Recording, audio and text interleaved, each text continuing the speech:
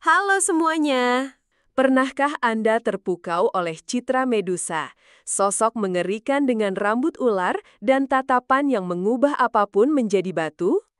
Ia adalah salah satu monster paling ikonik dalam mitologi Yunani, simbol kekuatan yang menakutkan dan kehancuran yang tak terhindarkan.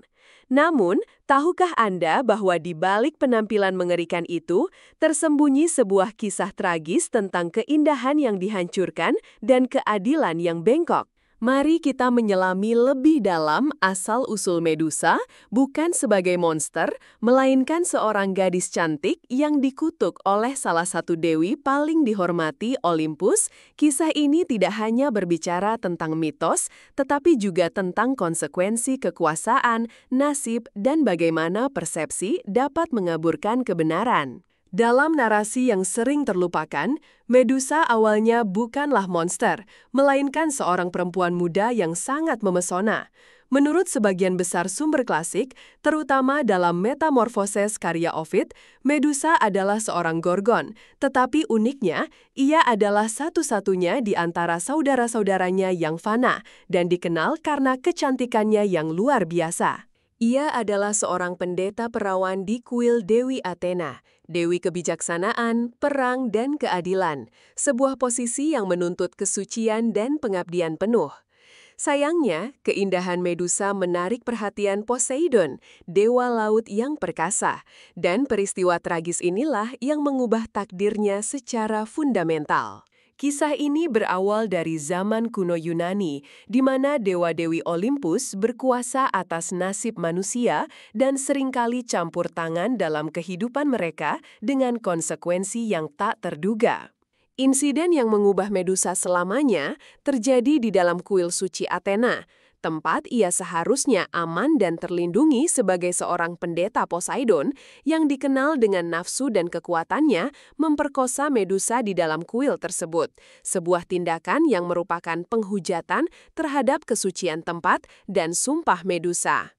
Ironisnya, alih-alih menghukum Poseidon atas tindakannya yang keji, Athena justru melampiaskan kemarahannya pada Medusa, korban dari kekerasan tersebut. Sebagai hukuman atas pencemaran kuilnya, Athena mengubah Medusa menjadi monster yang kita kenal sekarang. Rambutnya berubah menjadi ular-ular berbisa yang menggeliat, dan tatapannya yang dulu memikat kini memiliki kekuatan untuk membatu siapapun yang menatapnya. Kutukan ini adalah bentuk paling kejam dari keadilan yang salah tempat, mengubah kecantikan menjadi kengerian, dan menghukum korban atas kejahatan yang menimpanya. Kisah Medusa ini, meskipun berakar pada mitologi, ternyata menyimpan fakta dan data menarik jika kita melihatnya dari perspektif evolusi narasi dan interpretasi budaya.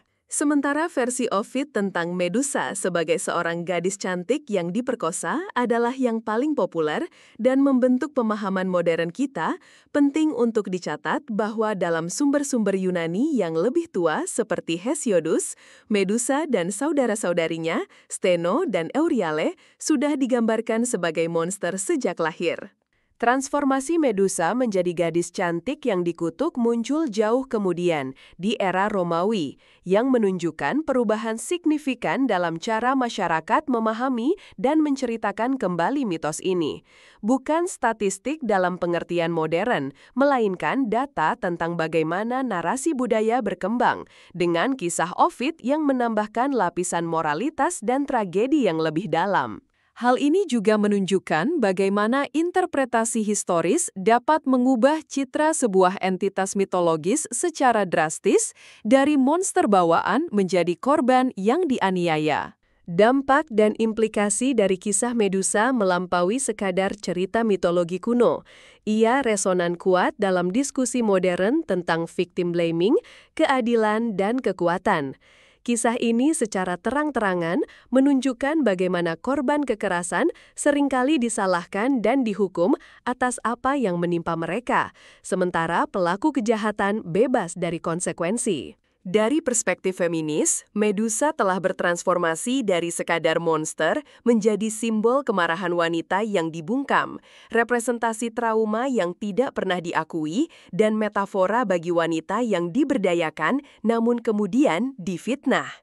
Ini menyoroti tantangan besar dalam sistem keadilan yang cenderung melindungi kekuasaan dan menekan yang lemah, sebuah pola yang sayangnya masih sering terlihat dalam masyarakat kita. Kisah Medusa memberikan manfaat sebagai cermin untuk merefleksikan bagaimana kita memperlakukan korban kekerasan dan sejauh mana kita bersedia melihat melampaui permukaan untuk memahami akar penderitaan. Kisah Medusa telah diinterpretasikan dan direinterpretasi dalam berbagai bentuk seni dan budaya sepanjang sejarah, menjadikannya studi kasus yang kaya.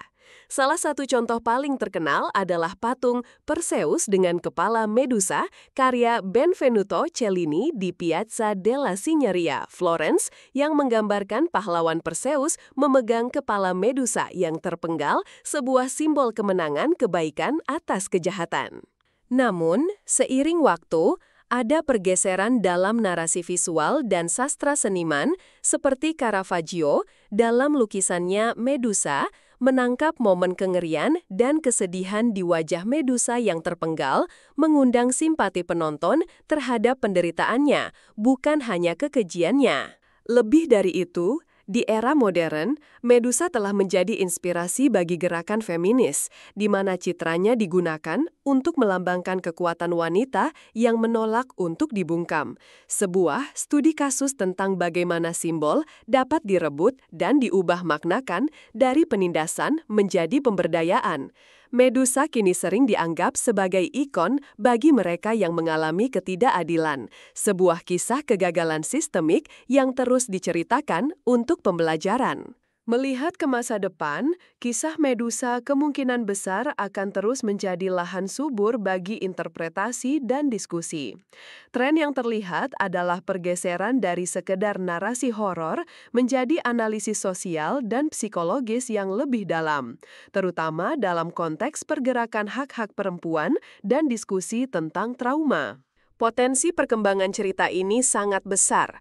Mungkin kita akan melihat lebih banyak karya yang fokus pada perspektif Medusa sendiri, memberikan suara kepada korban yang secara historis dibungkam dan hanya dikenal melalui lensa para penindasnya.